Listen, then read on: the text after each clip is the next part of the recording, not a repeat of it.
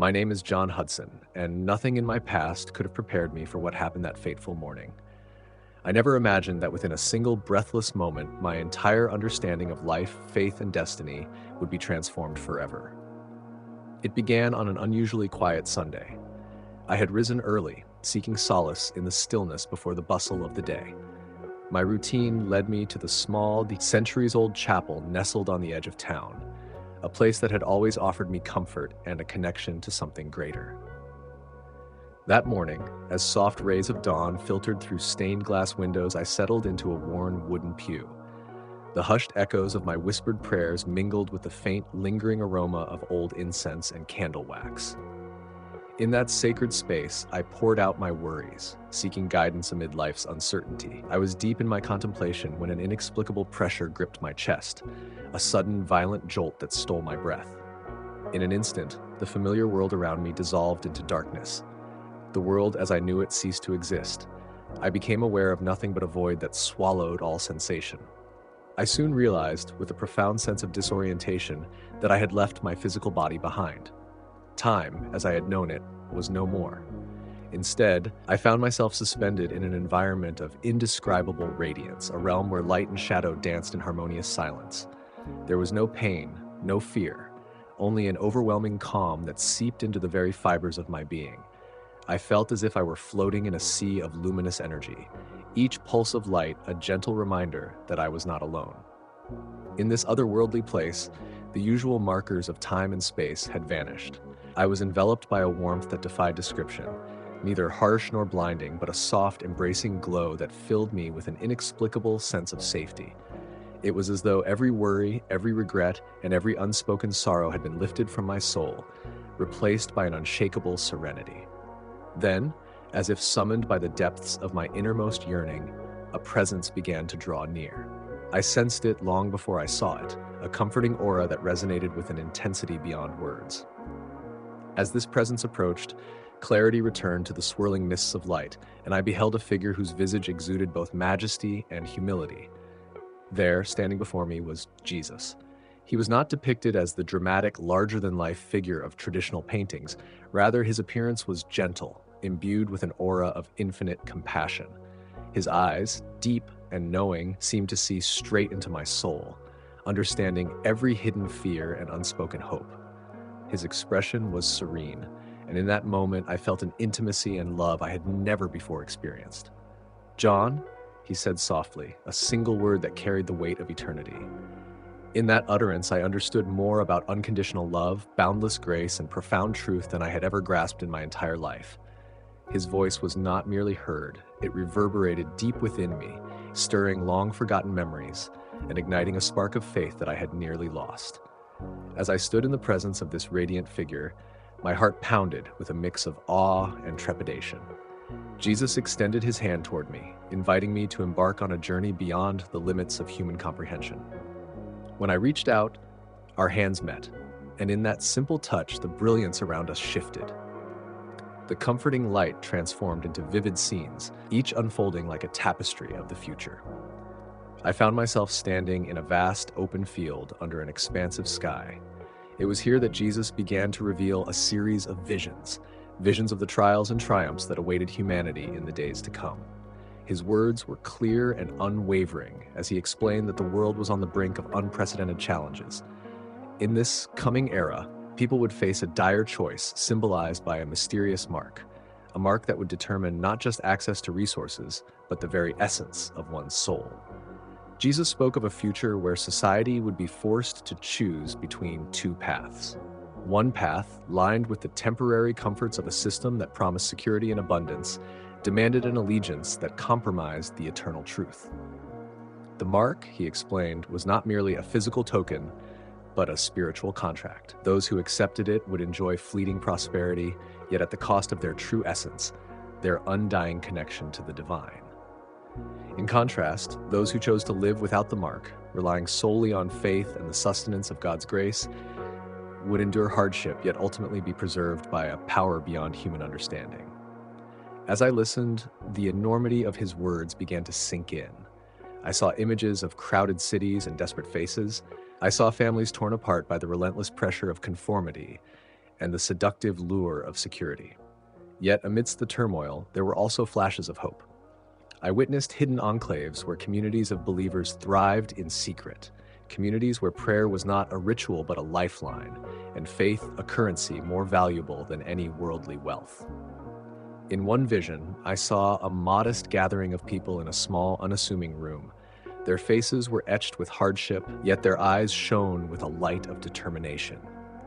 They were not housed in grand cathedrals or fortified temples, but in the quiet corners of ordinary homes and forgotten barns. Here, the faithful had created sanctuaries of hope. They prayed with a fervor that seemed to shake the very foundations of their bleak surroundings, their words weaving invisible shields of light that repelled the encroaching darkness. Jesus explained that these communities would be the bulwark against the encroaching tide of despair, a living testament to the power of unity and unwavering belief. In your darkest hours, he told me, it is not the structures of man that will save you, but the simple, steadfast faith that binds you to me. Even when the world forces you into isolation, remember that my love transcends every boundary. Rely on it, and you will never be forsaken. My heart swelled with both the beauty and the gravity of his message. I could see the cost of such steadfast faith, lives marked by sacrifice and struggle, moments of piercing isolation and unspeakable loss. Yet, in the midst of these trials, there was an undeniable current of divine provision. I saw families emaciated by the scarcity of resources, witnessing miraculous events where a meager meal transformed into a bountiful feast, a humble loaf of bread multiplying before their eyes, or a barren well springing forth fresh water in the midst of drought. These were not random miracles, but divine interventions, a clear sign that the power of faith, when truly embraced, could overcome even the most insurmountable odds. In the realm beyond, where time and space blurred into a single, endless moment, Jesus continued to reveal the nature of the coming challenges. He spoke of deception, a subtle, insidious force that would infiltrate every corner of society. I saw charismatic figures, cloaked in the guise of benevolence, whose words promised salvation and progress. Their messages, though enticing, concealed an agenda that led only to spiritual decay and despair. They were masters of illusion, using technology and artifice to blur the lines between truth and deception. Even within the sanctuaries of worship, I witnessed how some leaders, seduced by power and fear, began to dilute the message of hope, replacing genuine scripture with watered-down platitudes that soothed the masses without challenging their faith. John, Jesus said gently, beware of those who would lead you astray with promises of an easy life, for the enemy's greatest tool is deception. His lies are seductive, wrapping themselves in the comfort of familiarity and the allure of security. It is in the small, seemingly inconsequential compromises that the soul is lost. His words resonated with a clarity that cut through the chaos of my swirling thoughts. I felt an urgency in his voice, a call to remain vigilant, to hold fast to the true teachings of love, sacrifice, and unyielding faith. Prayer, he emphasized, will be your sword and your shield. In the moments when the darkness seems overwhelming, let your spirit rise in prayer, for it is in that communion with me that you will find strength and deliverance. As his revelations unfolded, I was shown yet another vision, a glimpse into the future where the faithful would gather in small, humble communities. These were not grand, ostentatious assemblies, but intimate groups united by their trust in divine provision. I saw them sharing meager rations, like tending to each other's wounds, and most importantly, standing together in prayer as a bulwark against the forces that sought to tear them apart. Even as they endured persecution and ridicule from a world that had turned its back on them, their unity created a radiant aura of hope that defied the bleakness around them. The vision then shifted once more, and I found myself witnessing a moment of profound personal revelation. I saw an image of a man, his face marked by hardship, yet lit with an inner fire of conviction. He knelt on a barren stretch of land, alone in his despair, and began to pray. As his words ascended into the ether, a gentle glow enveloped him, banishing his fear and despair. It was a quiet yet powerful testament to the resilience of the human spirit when fortified by unwavering faith. Jesus' voice echoed around me. This is the way of true endurance, holding on to me even when the world crumbles around you. In that overwhelming cascade of visions and divine truths, I began to understand that the coming times would demand more than mere survival. They would require a complete reawakening of the spirit, a return to the core of what it means to live by faith. The mark, as Jesus described it, was a symbol of a choice that every soul would face. To accept it was to forsake the eternal in exchange for the fleeting comforts of this mortal realm. To reject it was to walk a path riddled with trials, yet one illuminated by the everlasting light of God's promise. I stood there, awestruck and trembling, as Jesus' final words for that moment resonated within me. John, remember this: my people who choose to stand without the mark will be sustained not by the fleeting resources of this world, but by my unwavering love and strength. Go forth and let my message be your guide. Share what you have seen, for the time of reckoning is near, and those who stand in truth will never be forsaken. As the luminous realm began to fade, I felt a gentle pull, a call that beckoned me back to the world I had left behind. I sensed that my earthly journey was not over, but that I had been irrevocably changed. Though I was reluctant to leave the divine light and the comforting presence of Jesus, I knew that I must return. With a final, silent promise to carry forth the message of hope and faith, I felt my consciousness shift, slowly guiding me back toward my physical form. The experience left me shaken and filled with questions that would shape the rest of my life. I knew that I had been given a glimpse into a future fraught with challenges, a future where the choices we make in matters of faith would determine not just our destiny, but the fate of all humanity. And so, I now stand at the precipice of a new understanding, burdened yet uplifted by the sacred revelations that were entrusted to me. In the coming days, as I strive to integrate the profound truths of that otherworldly encounter into my daily life, I will share with you, step by step, what I have seen and heard. For now, know this: the journey has only just begun, and the road ahead is steeped in mystery, danger, and hope. Stay with me as I continue to unravel the divine insights imparted to me during those 17 timeless minutes. Insights that reveal how, even in a world on the brink, the power of faith can lead us to salvation without the mark. My story is not just my own. It is a call to every soul who dares to seek the truth in the midst of overwhelming darkness. Returning to my earthly existence after those transcendent moments was not as simple as snapping awake from a vivid dream. I found myself grappling with the weight of the revelations that had been entrusted to me. Every breath, every heartbeat now carried a deeper resonance, as if the divine truths I had witnessed were woven into the very fabric of my soul. In the days following my extraordinary encounter, I wandered through familiar streets with a sense of disorientation. The world, once vibrant and unquestionable, now appeared layered with hidden meanings and secret battles. I sat by the window in my modest apartment, the city's hum reduced to a distant murmur, and tried to reconcile the radiant, timeless realm I had experienced with the stark reality of everyday life. I knew that nothing would ever be the same again. Jesus' parting words echoed incessantly in my mind: "Go forth and let my message be your guide. Share what you have seen, for the time of reckoning is near." That command became both a beacon and a burden. I began to understand that I had been called to a purpose far greater than my own comfort, a purpose that would require unwavering faith and a willingness to confront the deception and darkness creeping into our world. Over the following weeks, I sought solace in quiet moments of prayer and reflection. In the silence of early dawn, as I knelt beside my bed, I felt that familiar stirring of divine energy, a reminder that I was not alone in this journey. Slowly, I began to piece together the fragments of the visions imparted to me, and with each passing day, their meanings grew clearer. One recurring vision was particularly vivid: a sprawling urban landscape dominated by towering screens and digital advertisements. In that vision, the mark was not a mere symbol painted on skin, but a pervasive digital code embedded in everyday devices. It was a tool of control, a seemingly benign technology that promised convenience and security. I watched as people, desperate for assurance in uncertain times, willingly surrendered their freedom in exchange for a fleeting sense of order. Their eyes, once full of life and an individual purpose, now mirrored a disquieting emptiness. Yet, amid the encroaching conformity, I also saw pockets of defiant hope. I witnessed clandestine gatherings in the underbellies of crumbling warehouses and hidden basements, small communities of believers who had chosen the hard road of rejection, refusing the mark and its promises.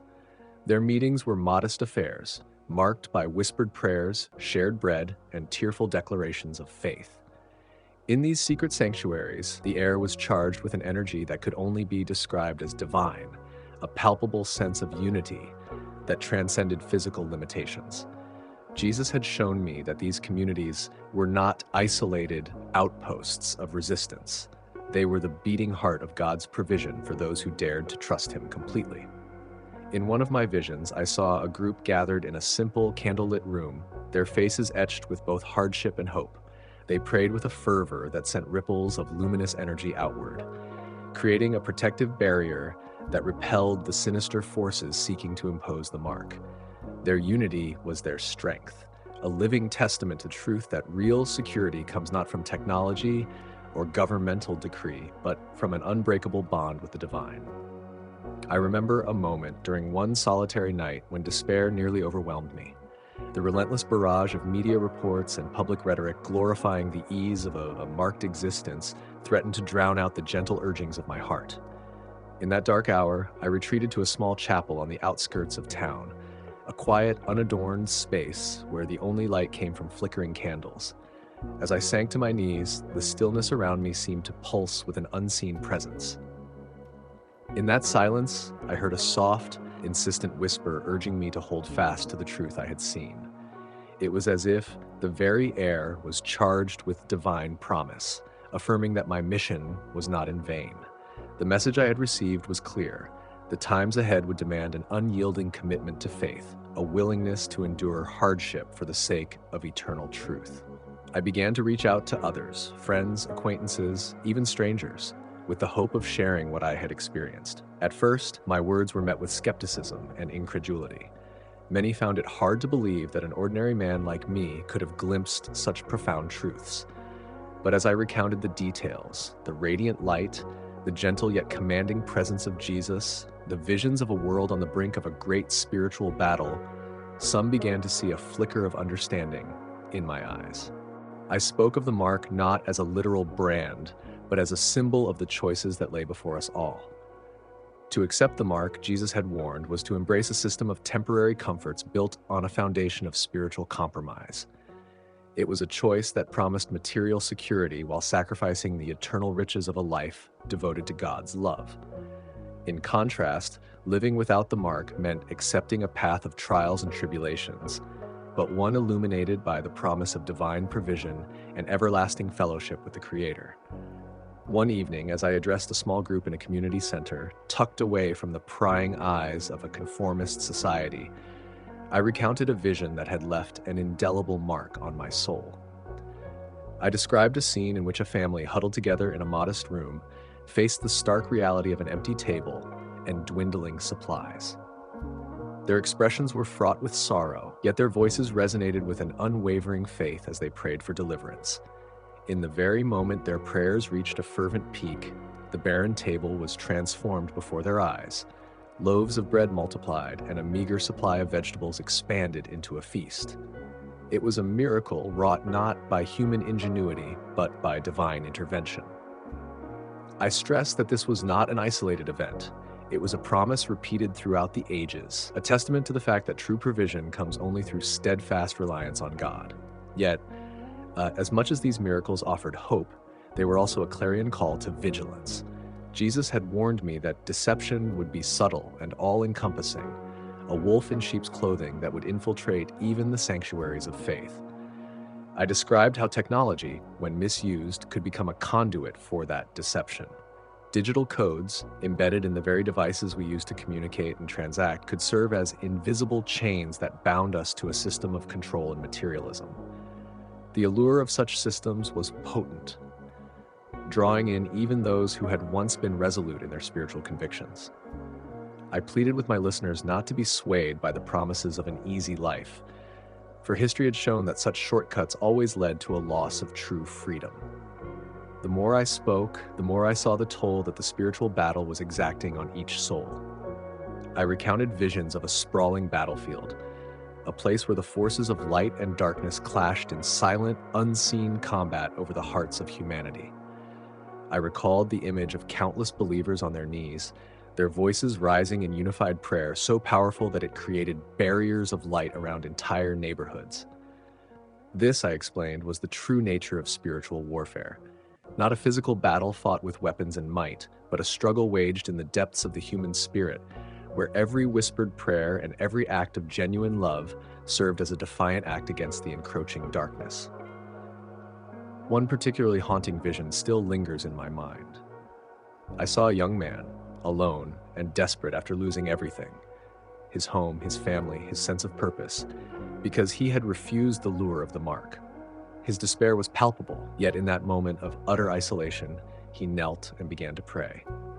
As his words filled the void, a brilliant halo of light enveloped him.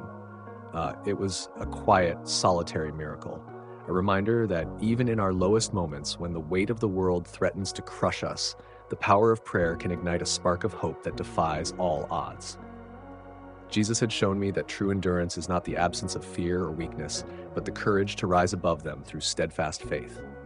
I now understand that our struggle is not against flesh and blood, but against the insidious forces that seek to divert us from the eternal truth. Each day brings new challenges, temptations to compromise, to seek solace in the fleeting comforts of this world, rather than the everlasting embrace of divine love. Yet, even in the face of such overwhelming opposition, I am compelled to press forward. I have come to see that my mission is not simply to recount an extraordinary experience, but to rally those who have not yet heard the call to resist the seductive promises of a counterfeit salvation. As I continue to share this message, I'm acutely aware of the risks involved.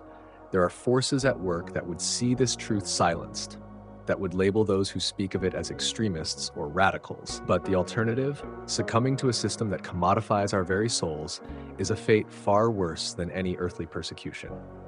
Jesus' words ring true. The truth will not be popular, but it will set you free. And so, with every fiber of my being, I choose to stand firm, to spread the message of hope and resistance, even when the world turns its back on us. In my heart, I know that the journey ahead will not be easy.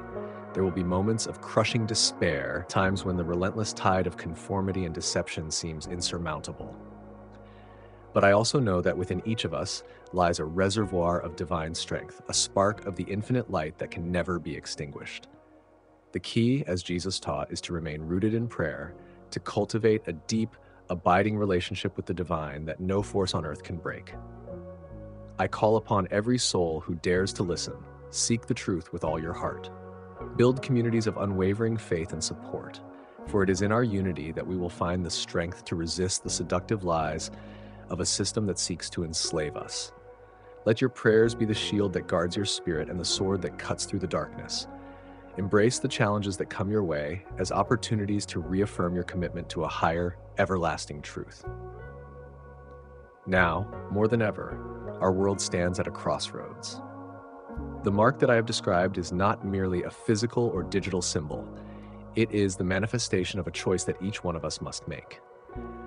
Will we surrender our souls for the promise of temporary security, or will we dare to trust in a divine provision that, though it may require sacrifice, offers eternal hope?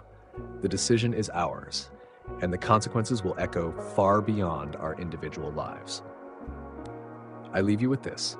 The future may be uncertain, and the battles ahead may test your very resolve, but remember that you are never truly alone. The light of truth, the power of prayer, and the strength of a unified community are forces that no darkness can overcome. Together, we can forge a path that honors the divine promise and upholds the sacred truth that I have seen with my own eyes. As I close this chapter of my testimony, I am filled with both trepidation and hope, a hope that burns brighter than any fear. My journey is far from over, and the road ahead is paved with both trials and triumphs. But I stand here today, a humble messenger, compelled to share the vision that has forever changed me. I invite you to join me in this sacred mission, to live boldly, to pray fervently, and to embrace a truth that transcends the ephemeral trappings of this world. May the light of faith guide you through the darkness, and may the promise of divine provision sustain you in every step of your journey. The time of reckoning is near, and the choice is ours to make. Stand firm and know that in the end, the path of truth and unyielding faith will lead us to salvation. In the weeks that followed my public testimonies and intimate gatherings, I felt a stirring deep within my soul, a call that grew louder with every sunrise and whispered through every quiet moment of prayer. The revelations I had received, though already profound, were not yet complete. In the silence of a starlit night, as I knelt in prayer in a small, time-worn chapel on the edge of town, the heavens opened once more to reveal the final chapters of the divine message entrusted to me. That night, as a fierce wind rattled the old stained glass and the distant sound of rain filled the air, I slipped into a deep meditative state. It was then that I was transported back to the ethereal realm, a place of radiant, shifting light that defied all earthly description. I found myself standing on a narrow ridge overlooking a vast, desolate valley. The sky above was a tumult of swirling colors, a canvas of deep purples, shimmering golds, and melancholic blues that hinted at both despair and hope in equal measure. From the darkness emerged a familiar presence, gentle yet commanding. Jesus stood before me once again, his eyes reflecting the sorrow and hope of a world on the brink of a spiritual crossroads. His expression was tender, and his voice, when he spoke, resonated like the toll of a great bell, echoing with both authority and compassion. "John," he began, "you have borne witness to the trials of faith and the perils of compromise. Now you must understand the final test that awaits my people and the power that lies within their unity." His words carried a weight that pressed upon my heart, urging me to listen with every fiber of my being. He gestured toward the valley, and the scene before me shifted as if pulled by an unseen force. I saw a sprawling cityscape in ruins, a once thriving metropolis now reduced to barren streets and crumbling buildings. Amid this desolation, however, emerged a stark contrast. Small, luminous pockets of light where groups of faithful souls had gathered. These were not grand cathedrals or ornate temples, but humble rooms, abandoned warehouses, and hidden basements where believers, unbowed by the darkness around them, knelt together in prayer. As I watched, the vision unfolded with an intensity that made my heart race. In one such sanctuary, I saw a family huddled together, their faces etched with hardship, yet brightened by a fire of unwavering hope. Their table was nearly bare, but as they began to pray in unison, loaves of bread and simple vegetables appeared miraculously, multiplying before their very eyes. The scene was not merely one of physical sustenance, it was a manifestation of divine provision, a reminder that faith could overcome the harshest of circumstances. Jesus' voice then penetrated the vision. "These are my people, bound not by a mark of conformity, but by the strength of their conviction. They know that the mark the world offers is a symbol of surrender, a token that chains the soul to transient power and fleeting comforts. Instead, they have chosen to live by my grace, their hearts resilient and their spirits unyielding." His gaze, full of both tenderness and determination, locked with mine. "John, remember that their unity is their power. When you join your voice to theirs, your collective prayer becomes a force that no darkness can extinguish." The valley shifted once again, this time revealing a scene of spiritual warfare unlike any I had witnessed before. In the midst of a storm-tossed battlefield, I saw legions of people on their knees, hands raised in fervent supplication. Their prayers, like arrows of light, surged upward and converged into a brilliant dome that enveloped entire neighborhoods. Outside this luminous barrier, shadowy figures, the embodiment of deception and control, struggled futilely to penetrate the divine shield. The intensity of the prayer created ripples in the very fabric of the sky, as if the heavens themselves were being realigned in response to the outpouring of faith. In that moment, Jesus spoke again, his voice both soothing and urgent. "This is the final battle, John, a conflict not waged with arms or force, but with the unyielding power of prayer and unity. When my people stand together, their combined strength can dismantle the oppressive systems that seek to enslave them. They must rely not on the hollow promises of a mark, but on the everlasting covenant of my love. For it is written, 'Where 2 or 3 are gathered in my name, there I will be present.'" I watched in awe as the scene unfolded. The forces of darkness, with all their cunning devices and seductive promises, were slowly repelled by the radiant, unbreakable barrier formed by the prayers of the faithful. The digital codes, the instruments of control that had crept into the very fabric of society, seemed to flicker and wane before the power of pure, heartfelt worship. It was as if each prayer was a declaration of war against the very notion of spiritual subjugation, a bold assertion that no man-made system could ever overshadow the infinite light of divine truth.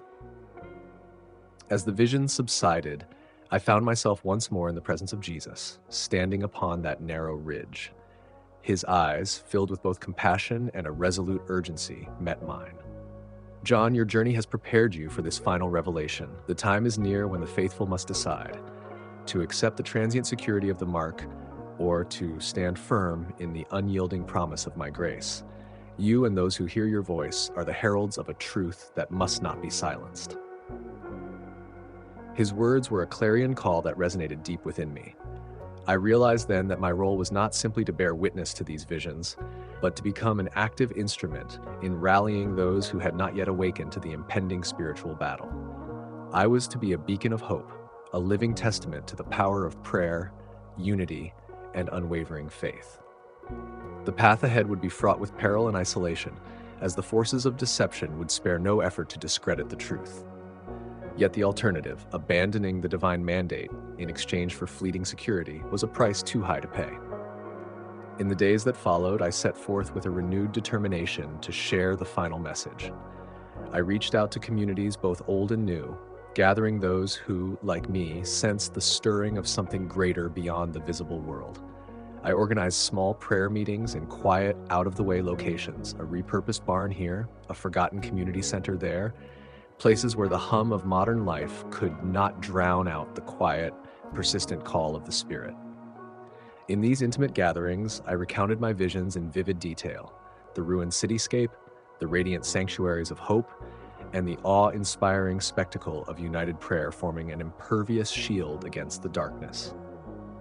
One particular evening, as a gentle rain fell upon the city, I found myself standing before a small but attentive group in a modest community hall. The air was heavy with anticipation, and every pair of eyes in the room seemed to search my face for reassurance. I spoke with a passion that came from the deepest well of conviction. My brothers and sisters, we are at a crossroads. The world outside may promise comfort, security, and a semblance of order through the mark, this symbol of compromise, but it is a promise built on shifting sands. The mark is not a blessing.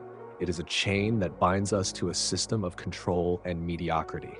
In contrast, the path of true faith may be steep and fraught with hardship, but it is paved with divine love and eternal hope. I have seen what lies beyond, and I know that when we stand together in prayer, we invoke a power that can overcome any darkness. I paused, allowing my words to sink in, then continued. I have witnessed a future where the faithful create sanctuaries of hope amid desolation, where families, though tested by scarcity, are sustained by miracles born of unwavering prayer, where communities, though small and humble, form an unbreakable bond that repels the forces of deception. This is not merely a vision, it is a promise, and it is our duty to uphold it. Faces in the crowd softened with a mixture of relief and resolve. I saw in their eyes the spark of hope that, once ignited, could not be easily extinguished. It became clear that the greatest weapon in our battle was not any technology or political power, but the pure, unyielding faith that each of us carried within our hearts. As the meeting drew to a close, one elder, a woman whose eyes held the wisdom of many years, approached me and said quietly, "John, your words have stirred something within me that I thought long dead. We will not be swayed by the promises of the world. We will stand together and pray until the darkness is driven back." Her words, simple yet profound, reinforced the truth of my vision. In that moment, I understood that our mission was not solely to resist an external mark, but to reclaim the essence of what it means to be truly human. To remember that our true worth is measured not by external symbols or temporary comforts, but by the depth of our faith and the purity of our love. In the following months, as I traveled from one community to another, I witnessed small miracles that reaffirmed my convictions. In one remote village, a group of believers, having refused the pervasive lure of modern systems, gathered in a small, dilapidated chapel. Their prayer was so fervent that, as if in response, a long dry well miraculously began to gush forth fresh water, nourishing the parched earth around them. In another town, a family on the brink of despair found that their barren table was suddenly graced with a bounty of food, a silent testament to the promise that those who trust in the Lord shall never lack. Yet the path was not without its challenges. I encountered resistance and skepticism from many who were either ensnared by the comforts of the mark or fearful of the unknown. There were those who branded our meetings as dangerous, those who tried to discredit the visions as mere fantasies born from an overactive imagination. But even in the face of such opposition, the light of truth shone unwaveringly. For every doubter, there were souls who recognized in our words a call to return to the fundamentals of faith, a call to embrace a life defined by love, prayer, and unwavering reliance on the divine. In my quieter moments, when the weight of my mission felt almost too heavy to bear, I would return to that inner sanctuary where I had first encountered the radiant realm. In those silent retreats, I found solace in the memory of Jesus' words, "My people will not be forsaken." That promise, echoing in the deepest recesses of my heart, lent me the strength to press on, even when the nights were long and the challenges seemed insurmountable. And so my journey continues. A journey not of solitary wandering, but of shared purpose and collective hope. I have come to understand that the mark the world offers is not an inevitable destiny, but a choice we make with every act of surrender or defiance. In the final reckoning, it is not the temporary ease of worldly security that will define us, but the enduring flame of faith that burns within our souls. As I stand at the precipice of this new chapter, I call out to all who hear these words. Embrace the light that resides within you. Reject the false promises of a mark that seeks to chain your spirit. Instead, gather in the spirit of unity and prayer, for it is there that you will find true strength and deliverance. Let our combined voices rise as one, a chorus of hope that drowns out the cacophony of deception, a beacon for all those lost in the shadows. Remember, dear friends, that in every trial, every moment of despair, there lies an opportunity to rediscover the eternal truth. The journey may be arduous and the battles fierce, but the power of unwavering faith and the grace of the divine are forces that can move mountains. Trust in that power, lean on one another, and let the light of prayer be your shield and guide. My message is simple, yet its implications are profound. The time of reckoning is near, and in the end, only those who have chosen to walk the path of true, unyielding faith will prevail. Carry this truth in your hearts, and let it shine forth in every word, every deed, and every prayer. For in unity, we are not merely surviving the coming storm, we are paving the way for a future illuminated by the everlasting light of divine love. I stand before you now not as a man who has all the answers, but as a humble messenger transformed by a glimpse into eternity. My journey, my struggle, and my revelations are yours to share, and in that sharing, we may all find the strength to overcome the darkness that threatens to engulf our world. May the promise of salvation guide you, and may your faith, tested and true, be the mark that defines you for all eternity. To those who dare to choose truth over the transient, the time to act is now. Let our prayers rise, our unity strengthen, and our hearts remain steadfast. The final battle is upon us, but with divine light as our guide, we shall emerge victorious.